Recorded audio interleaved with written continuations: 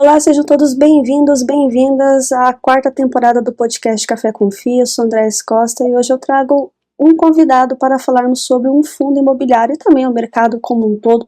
Como sempre, eu gosto de trazer a visão do gestor aqui para que vocês possam analisar, ver um profissional falando a respeito e também aí trazendo o fundo da casa. Eu trago o Christian Solon, né, que é gestor aí do Life 11. Eu gostaria que você se apresentasse, Christian, também apresentasse a gestora LCP, para o pessoal aí conhecer um pouco mais a respeito. Perfeito. Obrigado, Andréa. Obrigado a todos que estão assistindo esse podcast.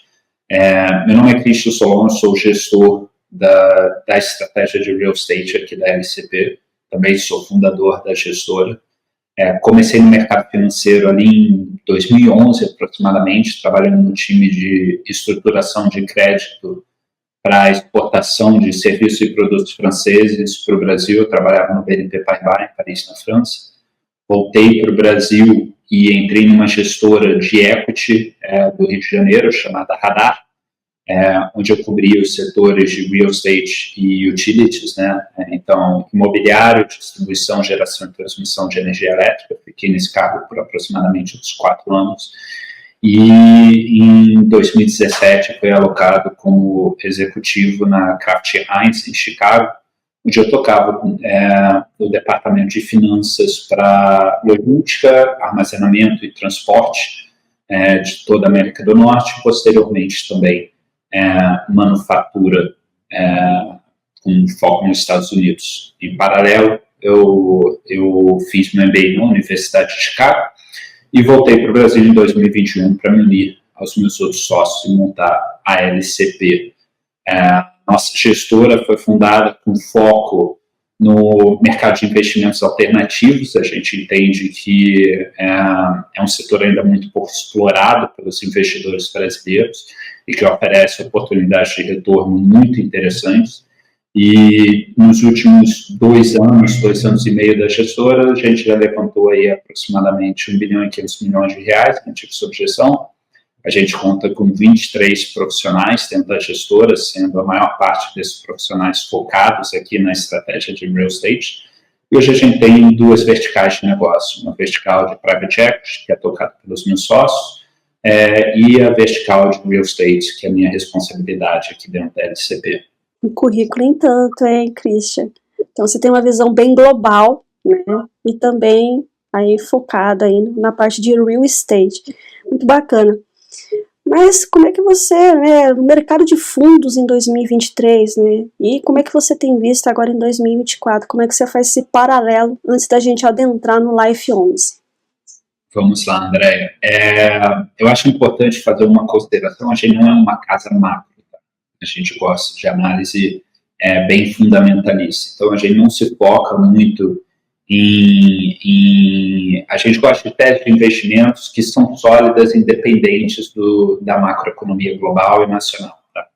Então, dito isso, eu posso fazer aqui algumas considerações rápidas sobre o que está acontecendo no mercado, o que aconteceu em 2023 e o que vai acontecer em 2024. De forma geral, dado os grandes, né, os altos níveis de taxa de juros, né, da Selic, ao longo do ano de 2023, o mercado, de certa forma, deu uma boa retraída, primeiro por conta da incerteza do que aconteceria após a eleição do novo presidente, e obviamente, transferência de presidência gera uma incerteza na economia, uma incerteza no mercado geral, teve uma retração nos investimentos, muita gente acabou olhando para fora como uma boa oportunidade de alocação de recursos, e do ponto de vista de captação de recursos, o mercado ficou aquém do que a gente viu para o setor de FIIs de 2021, 2020, ali pegando um pouco de 2022 ainda. 2024, muitos gestores e participantes do mercado imobiliário, de forma geral, esperavam que fosse o ano da retomada, né? E a gente viu isso no início do ano, com diversos fundos fazendo captações adicionais, alguns com bastante sucesso, outros com nem tanto.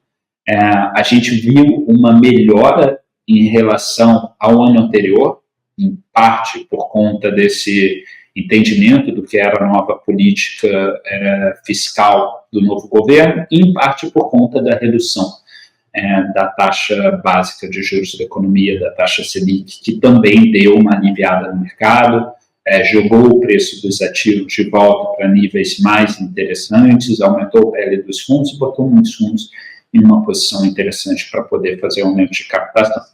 Isso, a minha percepção é que isso ainda está aquém do que muita gente esperava que fosse acontecer no mercado para 2024, mas certamente é uma melhora em relação ao ano anterior, tá? E certamente o mercado deu uma boa recuperada em comparação ao que a gente tinha visto que tinha acontecido ali em 2023 e final de 2022, André. Maravilha, realmente. Começo de ano foi um rally, né, principalmente para os fundos de tijolos, não tanto para os fundos de papel, mas agora parece que a coisa está um pouco mais vagarosa, digamos assim. Mas os próximos meses, né? Existe uma desaceleração na redução da taxa de juros, então, obviamente, o que faz esse crescimento, essa redução de taxa, quanto mais acelerada, mais rápido o crescimento, menos a redução de taxa, mais a expectativa de redução de taxa. Isso é o que mexe o mercado de forma geral. Mas, dado que houve uma redução dessa velocidade de corte e as expectativas estão refletindo isso, a gente vê, sim, uma desacelerada na melhoria, mas eu diria que a gente ainda está num gradiente positivo. A gente continua com uma expectativa de melhora do mercado desse tipo de ativo de forma geral, tá, André? Bacana, Christian. Mas agora nós vamos nos adentrar, né, no Life 11, né, a tese, a estratégia e a própria perspectiva aí para esse fundo. Claro. Eu posso falar aqui rapidamente do fundo, né? O Life 11 foi o primeiro fundo que a gente lançou dentro da LCP. Não é o nosso único fundo de real estate, os outros ainda estão em um momento muito incipiente, mas é o nosso carro-chefe, o nosso flagship, é a tese principal que a gente montou e vai ser o principal fundo da gestora ao longo de toda a vida da LCP. Tá?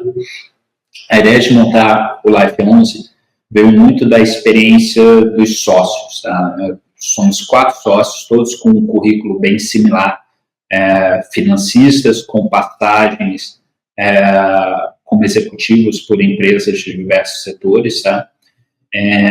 A exceção de um que, na verdade, começou ao contrário, começou como empreendedor e, eventualmente, migrou para o mercado financeiro, mas todos com passagens por grandes empresas, com uma filosofia muito similar,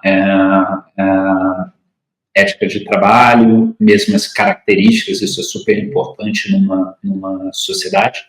E quando a gente decidiu montar a gestora, a motivação veio dessa vontade de trabalhar em conjunto e depois a gente fez um estudo de quais foram os diferentes setores em que a gente tinha conseguido um resultado diferenciado a ponto de poder ofertar um produto para o mercado de forma geral. Tá? E o setor que ganhou foi o setor de real estate. Né? A sociedade investe no setor ao longo dos últimos 12 anos, a gente começou a entrar no setor ali em 2012, e já fomos responsáveis por aproximadamente 5 bilhões de VGV lançados aqui no sul do país, nos estados do Paraná e Santa Catarina principalmente, mas também com alguma coisa no Rio Grande do Sul, alguma coisa ali no sul do estado de São Paulo. Tá? E a gente sempre explorou muito o mercado residencial, com sucesso bem interessante, teses que entregaram para a sociedade um retorno bem alto do equity, que a gente acha que compensa muito bem o risco do ativo.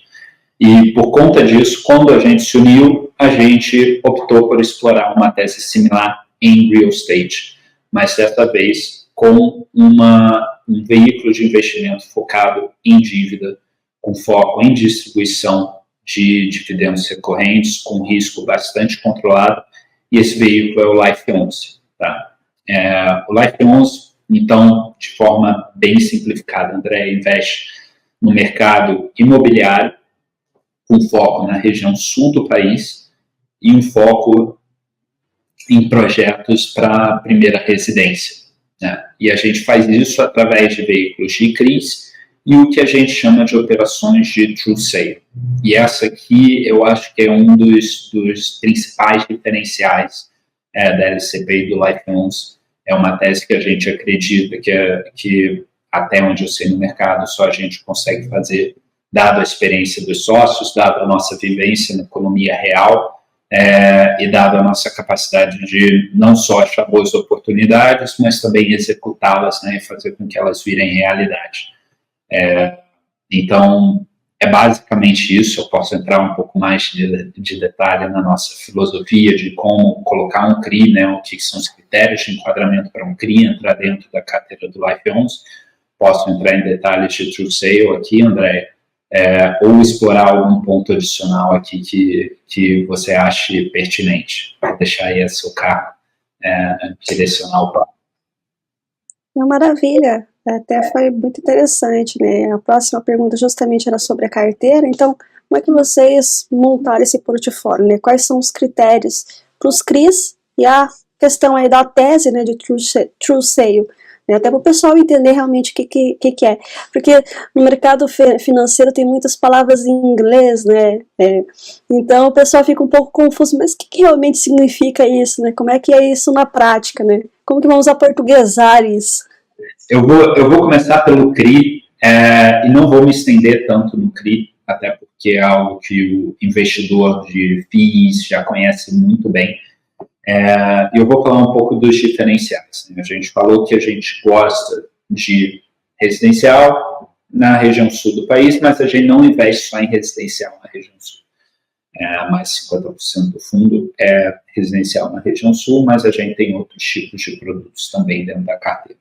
Tendo dito isso, o que a gente faz de diferente aqui, tá, André? Tem dois grandes indicadores aqui de enquadramento que o mercado publica de forma geral, né? O LTV, né? Que é long to value, aí voltando para o anglicismo, mas basicamente o valor da dívida dividido pelas garantias, e o RGSD, que é o contrário, que é o valor das garantias dividido pela dívida. Tá? Se você sabe um, você consegue saber o RGSD é a razão de garantia ao devedor, para quem estiver ouvindo e quiser entender a sigla. A nossa filosofia aqui dentro da gestora é que nem toda garantia tem o mesmo valor, né? Normalmente você pega o estoque e a carteira de recebíveis do projeto para garantir o seu financiamento. Para nós, dentro da LCP, a garantia de recebíveis é muito superior à garantia de estoque, por algumas razões, né? Primeiro, se eu tenho uma garantia de recebíveis, né, se eu tenho uma garantia de fluxo de caixa futuro proveniente da venda de ativos imobiliários, é isso que eu quero dizer por recebíveis, eu sei que esse fluxo de caixa futuro é suficiente para pagar a minha dívida, né? Então, se eu estou emprestando 10 milhões de reais, eu tenho 15 milhões de garantia, é importante entender qual tipo de garantia aqui. Se for 15 milhões de fluxo futuro, estou bem, o fluxo futuro vai pagar a minha dívida, eu ainda tenho um excesso de 50% de garantia para caso eu tenha algum soluço, eu garanti que a minha operação, que a minha dívida vai ser quitada. E se desses 15 milhões, na verdade, 10 milhões é estoque e 5 milhões é fluxo de recebível, o nosso entendimento dentro da gestora é que eu vou depender de uma venda futura para conseguir quitar a minha dívida. Ou então, eu executo as garantias e vou ter que vender esse estoque com desconto significativo. O que, obviamente, traz riscos adicionais, porque se o desenvolvedor não vendeu o estoque, tem alguma razão. Ou você tem um preço muito elevado em relação ao mercado, então quando você está olhando para aquela garantia, talvez o valor não seja 10 milhões, seja 8, seja 7, se for abaixo de 5, você já entra numa situação de risco para o empreendimento. Ou o mercado está saturado, o preço está adequado, mas o mercado está saturado, e aí no momento que você for executar a garantia, você precisa dar um desconto muito grande para conseguir quitar a dívida e proteger o patrimônio dos seus investidores, né? Então, por conta disso, nós, dentro da LCP, exigimos que a maior parte da garantia seja carteira de recebíveis. E a gente publica no nosso relatório os indicadores com e sem estoque para que o investidor tenha visibilidade e saiba, realmente, esta operação está com níveis de garantia muito mais elevados do que seria necessário, para dar mais conforto para o investidor e também trazer um pouco mais de transparência aqui para a nossa carteira. Tá? Até onde eu sei, a gente é uma das poucas gestoras que fazem isso e a gente acha super importante para mostrar a nossa filosofia de investimento. Agora, isso eu acho que é o principal diferencial quando a gente fala de CRI. Tá? A gente até tem garantias adicionais que a gente coloca dentro das nossas operações, que protegeram o fluxo dos nossos investidores ali durante o período de deflação de 2022. A gente tem proteção para a variação negativa do IPCA, tá? Que não é comum no mercado. Tá? Mas eu acho que a gente pode entrar nesse detalhe, caso você ache que seja pertinente. Aí já entra num mundo muito técnico aqui. Falando então de True Sale, né, que é o segundo grande componente da nossa carteira. O True Sale, né, para traduzir para bom português, é uma venda verdadeira, né? Ou aqui no nosso caso, do lado do fundo, uma compra verdadeira. O que a gente está fazendo aqui? Quando a gente fala de um projeto imobiliário, né, você tem basicamente dois mundos: a incorporação, né, que é a construção de prédios e casas, e o mundo de loteamento, né, o desenvolvimento urbano. Nos dois casos, quando eu faço uma venda na planta, fase de obra, da forma que a gente quiser chamar, eu estou basicamente fazendo a promessa de transferência do imóvel em troca de um fluxo futuro, né? E no caso da incorporação, construção de apartamentos ou construção de casas, quando você termina a obra, é super comum que os bancos da indústria entrem nesse setor, tomem essa dívida para eles e o desenvolvedor recebe o dinheiro de volta e vai tocar um outro projeto. Em loteamento, isso não acontece. Em loteamento, o que acontece é que o desenvolvedor faz o projeto, vende para a pessoa física, através de um financiamento que ele mesmo fornece, né? Ou seja, parcelado em N anos com uma taxa específica, e ao longo desses próximos N anos ele recebe uma fração desse fluxo de caixa. O que a gente está fazendo aqui no True Sale é de replicar basicamente a atividade bancária aqui e comprar essa carteira de recebíveis do desenvolvedor para que ele receba os recursos e vá fazer outros projetos, né, ofereça mais produtos no mercado, continue crescendo a sua empresa. E do nosso lado, obviamente, a gente está comprando essa carteira de recebíveis com um bom desconto para entregar um retorno interessante aqui para os nossos investidores. Adicionalmente, dado que a gente tem bastante experiência no mundo de gestão de recebíveis imobiliários, dado que a gente já investe nisso há bastante tempo dentro da sociedade, a gente acredita que a gente consegue gerar um valor adicional para o investidor, para o nosso investidor, através de uma gestão ativa da carteira, né? E o que isso significa? Os desenvolvedores urbanos, em geral, são engenheiros, né? Famílias de engenheiros que sabem executar a obra muito bem, entregam um excelente produto no prazo, com preço controlado, mas não necessariamente têm uma experiência em gestão de empresa ou experiência em gestão de carteira de recebíveis muito forte. porque não é o centro da atividade deles, né?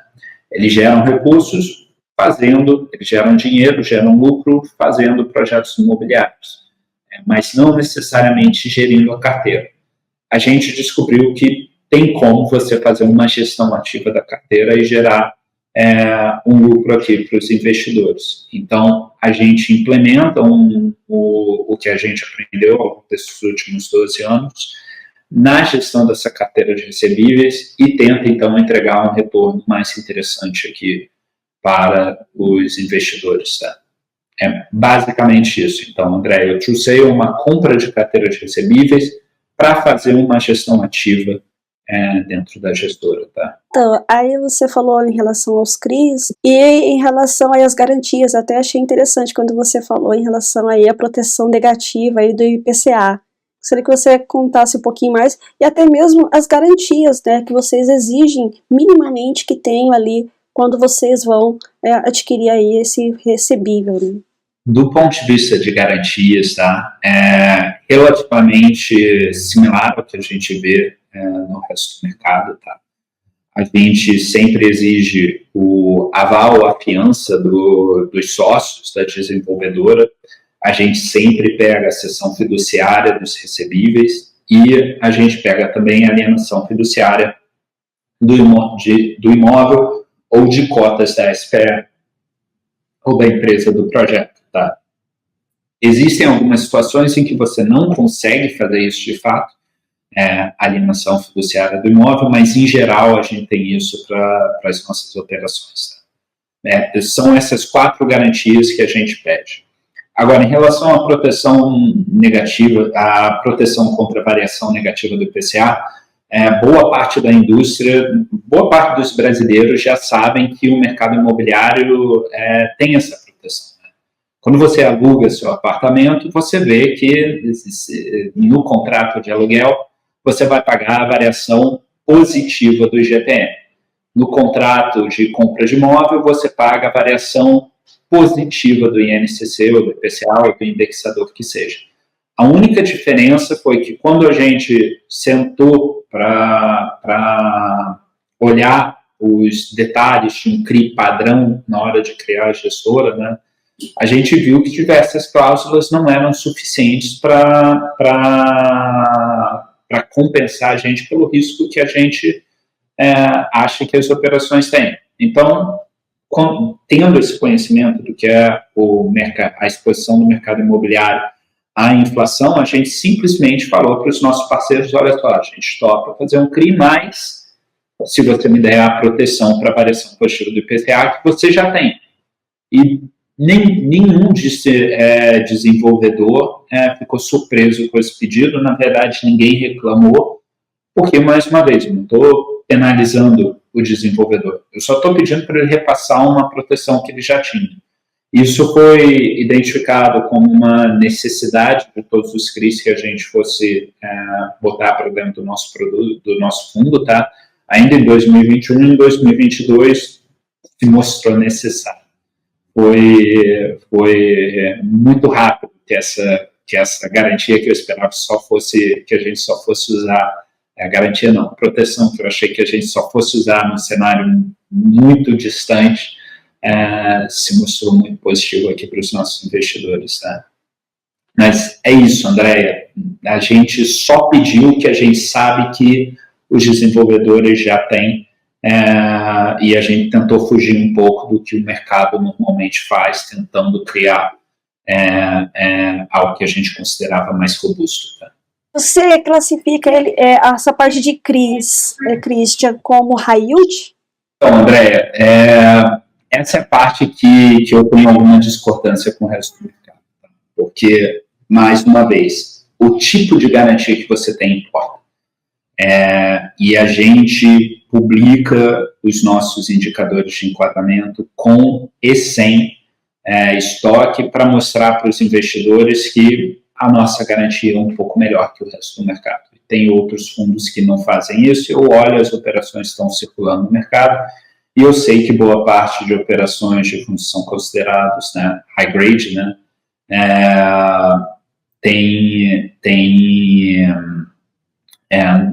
tem uma garantia que eu não gostaria de colocar para dentro do Life 11.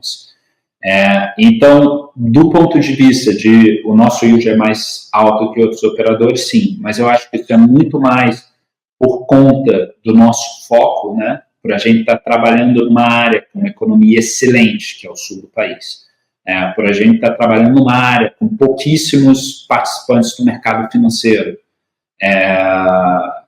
simplesmente por a gente estar focando numa área com carência de capital. Muito mais isso do que, de fato, um risco mais elevado, que é normalmente a percepção que você tem quando você fala de ativos high yield, né? E dá para entender isso muito facilmente. Se a gente tem um empreendimento imobiliário surgindo no Itaim Bibi ou Vila Olímpia, a gente sabe que imediatamente tem ali seus 10 a 20 fundos em São Paulo que estão dispostos a fazer o financiamento para esse projeto. Se eu tenho um projeto imobiliário aqui no Batel, em Curitiba, eu ficaria surpreso se tivesse um outro fundo fazendo o bid junto comigo, tá? Tem 7 gestoras em Curitiba. Se eu entrar num prédio qualquer ali na Faria Lima, em São Paulo, no Leblon, no Rio de Janeiro, eu já acho 7 gestoras. Então, a nossa taxa de retorno mais elevada, ela se justifica bastante simplesmente por a gente estar fugindo da briga de foice, que é tentar fazer um financiamento imobiliário em São Paulo. Dado que tem diversos alocadores de capitais fazendo o bid para conseguir levar as operações, você tem uma competição de taxa, as taxas vão reduzindo para eles conseguirem botar as operações para dentro da carteira, e aqui eu não tenho nenhum outro competidor. Eu estou colocando boas operações para dentro da carteira, com garantias que eu considero mais interessantes, e por conta disso eu estou conseguindo criar uma carteira mais interessante, tá, André? Então, sim, a gente tem um yield mais elevado que o resto do mercado, mas eu tenho certeza que se todos os fundos tivessem a prática de publicar o que é o LTV e o que é o RGSD sem estoque, a percepção do mercado ia mudar em relação ao que é o real risco das carteiras dos FIIs que estão negociando por aí, tá? Ou seja, a pessoa fica impactada primeiramente, né, justamente pelo índice mais aquela taxa, e não conhece realmente as garantias e como é que realmente funciona ali, né? O que realmente tem ali por trás, né, falando num português mais claro, digamos assim. André, eu acho que é importante deixar algo claro. É mais uma filosofia de gestão. A gente prefere o recebível como garantia em relação ao estoque. Não significa que o estoque não é uma garantia real. A gente só prefere ser mais conservador em relação a isso. Então, por conta disso, por conta da nossa preferência de risco, eu não quero depender de venda futura, eu quero uma venda que já ocorreu.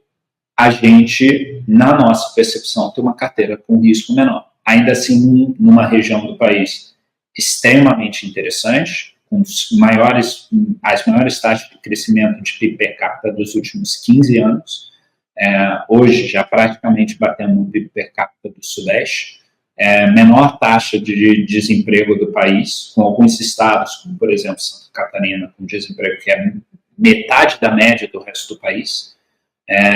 Então, assim, eu acho que é uma região super interessante para se fazer investimento, e a gente foge um pouco de um mercado super saturado, como é o eixo Rio-São Paulo, né? Sendo transparente, eu nasci no Rio de Janeiro, dois dos meus sócios nasceram no Rio de Janeiro também, e um deles é curitibano. A gente acabou montando a gestora em Curitiba exatamente por ter o intuito em focar numa região que a gente entendia como sendo super sólida e uma região que tinha bastante oportunidade e tinha pouca gente olhando. E é assim que a gente acha as boas oportunidades de investimento de forma geral. Olha, mas não faz muito marketing não, que o pessoal vai começar a olhar para aí, viu? Não, eu fico feliz se a região se desenvolver, Andréia. Eu me mudei para para Curitiba e sou apaixonado pela cidade, pelo estado.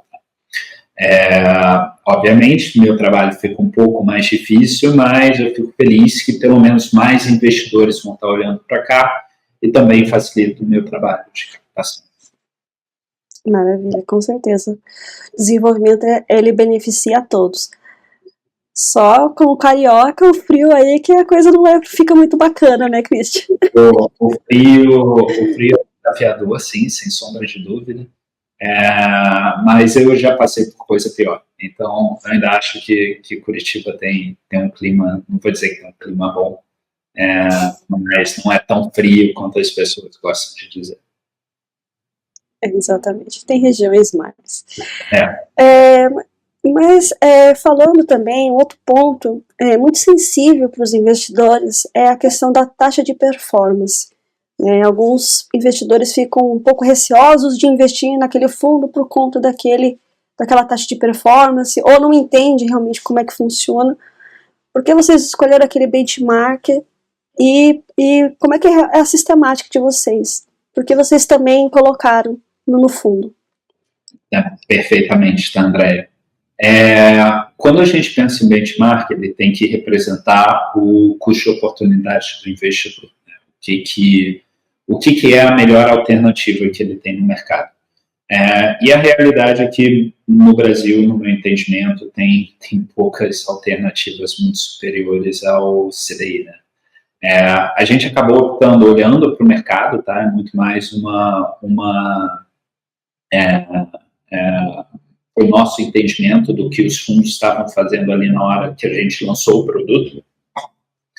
E a gente entende, sim, que o CDI é bastante desafiador. Diga-se de passagem, seria muito melhor, do ponto de vista econômico da gestora, desde que a gente lançou o fundo, que o benchmark tivesse sido IPCA mais 5.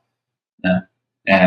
O CDI foi muito mais elevado do que isso nos últimos anos, desde que a gente montou o Life 11, tá? A gente entende que é um benchmark justo, tá? Principalmente porque o nosso trabalho também tem um componente ativo aqui de gestão. Tá? É a nossa filosofia. Obviamente, os investidores estão dizendo se isso faz sentido ou não com os seus aportes de capital, e até o momento os investidores que investiram com a gente estão bastante felizes com os resultados que eles tiveram. Tá? Interessante. Christian, fundo base 10, por que a escolha e quais os resultados que vocês têm sentido a respeito? Porque quando eu converso com os gestores, muitos fizeram o split. Então aí eles falam, mas ainda tenho que aguardar para realmente ver os resultados. Vocês são base 10. Então, por que essas... exatamente, vocês surgiram como base 10, né? Andréia, vamos lá, a gente olhou muito, eu cobri o setor de ações por bastante tempo, né, e é um mecanismo conhecido, que o split de ações, né, apesar de não gerar nenhum valor adicional para o investidor de forma geral, você só está dividindo o mesmo valor, né, do ativo por uma quantidade de cotas maior, né, então o valor por cota acaba caindo, mas isso gera um aumento de liquidez no produto, né? Em alguns casos extremos, pode gerar um aumento de preço também por esse aumento de liquidez. No nosso caso, a gente viu que já ali no início de 2022, o Brasil estava começando a mostrar uma tendência pela preferência de cota de fundo base 10, e a gente acabou optando por lançar o Life 11 com a cota base 10.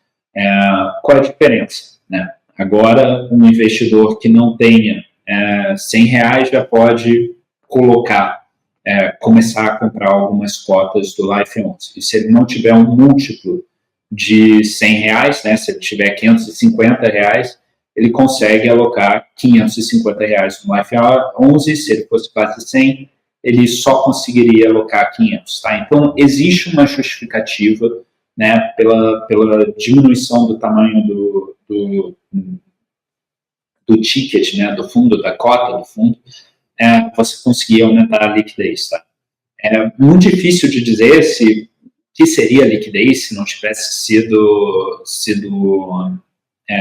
essa a cota do fundo, né? Mas a gente vê que é uma tendência de mercado, a gente resolveu criar o fundo com essa característica, e a gente tem tido um resultado relativamente positivo, né?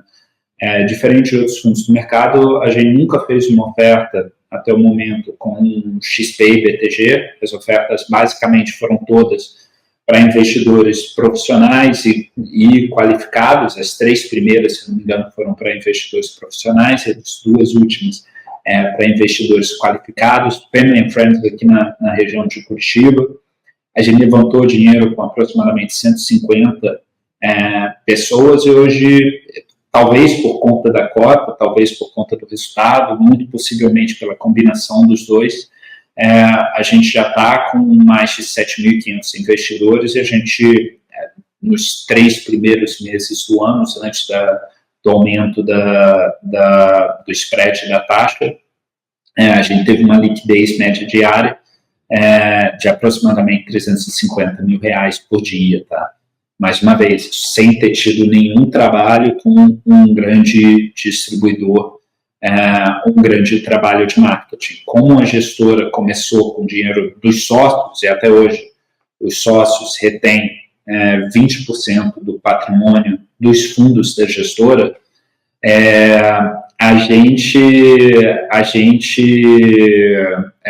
preferiu criar um track record, mostrar um histórico de resultado, e depois começar a fazer um trabalho de marketing, mostrar um pouco mais o que é a nossa filosofia de investimento, o que é um produto que a gente lançou no mercado, tá? E agora é esse momento. O Life 11 acabou de fazer 2 anos, ele foi lançado ali em março de 2022. Nesses primeiros 24 meses, a gente entregou mais de 39% de retorno para os investidores, tá? Um excelente retorno para um ativo que basicamente investe em ativos de renda fixa, CRIs, né, e carteiras de recebíveis, tem um comportamento similar. E isso certamente foi um fator para o resultado do fundo, mas as cotas certamente ajudaram também, tá, Andréia? Difícil dizer o que foi o resultado de um componente versus o outro, mas eu ainda acredito que é uma forma de democratizar um investimento nesse tipo de ativo e deixar ele mais acessível. A gestora, então, os sócios e o gestor são skin the game, né? Sim, é o que a gente aprendeu, assim, a gente observou na indústria ao longo da nossa carreira, tá? E a gente acredita que, querendo ou não, eu deveria ofertar para o mercado algo que eu, como investidor, quero ter na minha carteira, né? A gente hoje retém aproximadamente 20% do patrimônio do fundo, tá? Capital nosso investido nas mesmas cotas, pagando as mesmas taxas, não existe fundo exclusivo dos investidores, fundo exclusivo dos gestores, estratégias exclusivas dos gestores. Isso daqui é o nosso negócio, né? Então, se eu quero lançar um fundo dentro da LCP, eu tenho que convencer os meus sócios de que é uma boa oportunidade de investimento, e eles entram junto com os meus investidores, tá, André? Sim, a gente é bem skin in the game, a gente não faz... Assim, é a melhor forma de garantir alinhamento entre um alocador de recurso e o seu cliente, né? Pagar as mesmas taxas e ter o mesmo retorno que eles.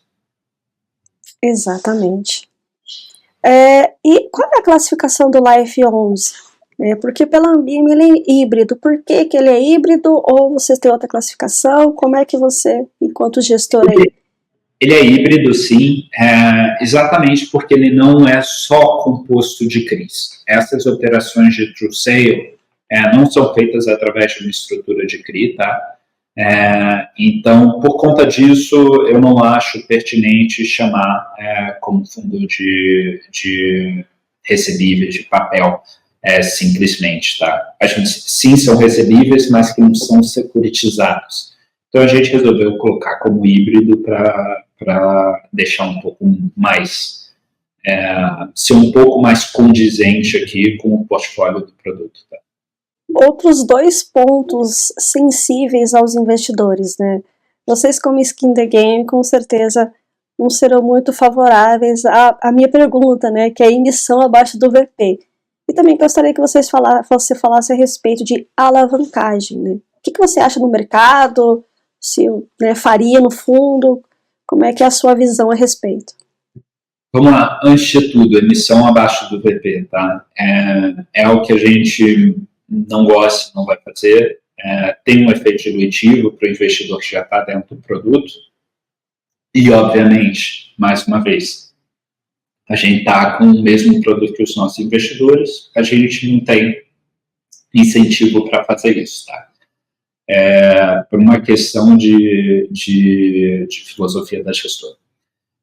Alavancagem, de forma geral, na economia real, especificamente para empresas, pode gerar um resultado positivo para o investidor. Eu não acho que é isso que eu estou sendo contratado para fazer aqui para os meus investidores. Tá? A gente não tem nenhuma alavancagem dentro do fundo. E, assim, não tenho a menor pretensão de fazer isso. Ela pode gerar um bom retorno para o investidor.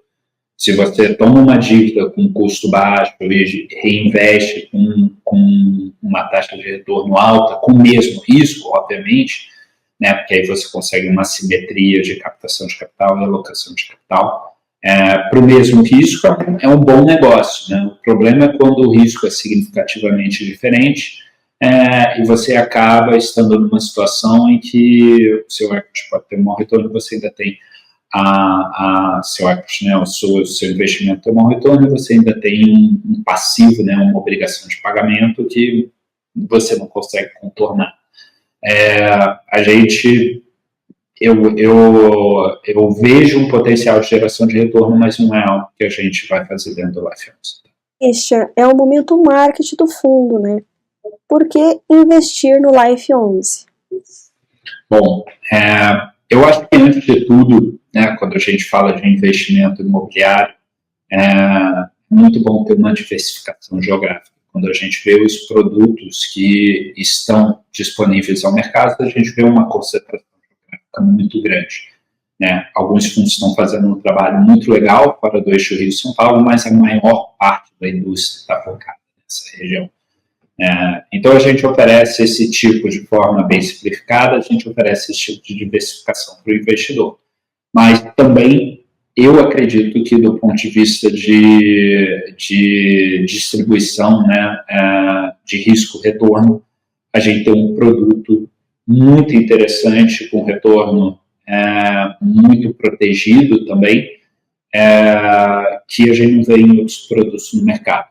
A gente tem uma filosofia bastante conservadora, a gente é bem ativo na hora de fazer o monitoramento da carteira, e eu realmente acredito que é um produto vencedor no longo prazo. Teste de investimento que a gente não vê outras gestoras executando por aí. Maravilha. Mais uma vez, Christian, gostaria muitíssimo de te agradecer por você ter aceito o convite, ter vindo aqui falar da sua visão e expectativa em relação ao mercado, trazer, né, dados aí em relação ao Life 11 para o pessoal conhecer. Mas gostaria que você deixasse as suas considerações finais e as mídias sociais para quem quer conhecer mais, quer entender mais, até para entender o mercado, né, já que você está fora ali do eixo mais comum, né, dos investidores, né? Bom, André, eu agradeço bastante pelo convite, né? Como eu falei, agora é o momento em que a gente vai começar a fazer um exercício de marketing um pouco maior. Queria convidar todos os investidores, possíveis investidores ou pessoas que estão pensando em investir no Life 11, entrar no nosso site www.lifecapitalpartners.com.br, nos sigam no LinkedIn, nos sigam no Instagram. A gente está constantemente postando informações das nossas operações, fotos, explicações dos produtos. Deem uma olhada no nosso relatório. Eu estou bem orgulhoso do trabalho que nosso time de relação com investidores tem feito, e eu agradeço a oportunidade de poder mostrar aqui o nosso trabalho, tá, Andréia? Acho que é isso. Muito obrigado. Eu que agradeço você ter aceito o convite, e pessoal que queira conhecer, então eu vou deixar, né, os links aqui para o pessoal ir tanto no site como também aí as mídias sociais. Mais uma vez, muito obrigada, Christian, e pessoal, até o próximo episódio do podcast Café com Fio. Tchau, tchau, Christian. Tchau, tchau, Andréia.